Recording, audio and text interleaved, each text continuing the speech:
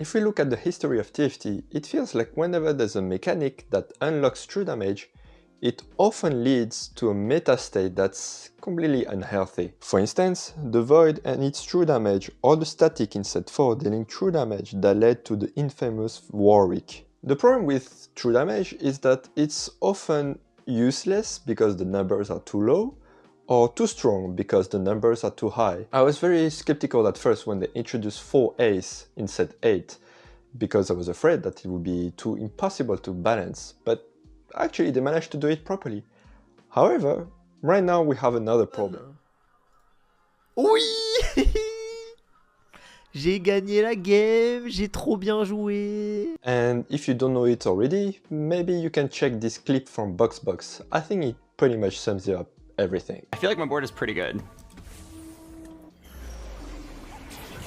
Oh yeah, I got a position for the hook now. Thank God I didn't face him this round. I would have lost 20 HP for free. Wow, my fiddlestickses are getting one shot by this time knife. Wait, what the fuck? My whole board just got one shot by triple time. What? There's no way that each Shen, like Shen won 500 armor.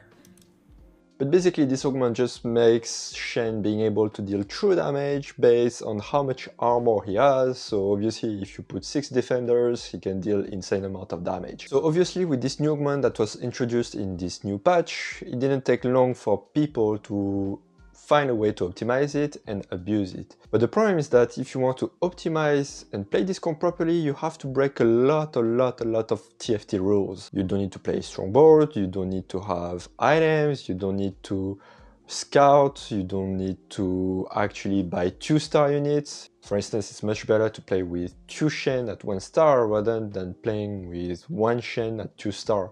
So you see behaviors like people locking the shop for many rounds until they have enough Akon so they can roll down and find more Shen. The mistake is just so big that a lot of players are questioning about how this managed to get through the balancing phase and the testing phase. And I think they're right to question this. On the other hand, we also have to agree that we cannot get used to that already, because unfortunately, whenever there's a new set, there's always a lot of balance thrashing, there's also a lot of bugs.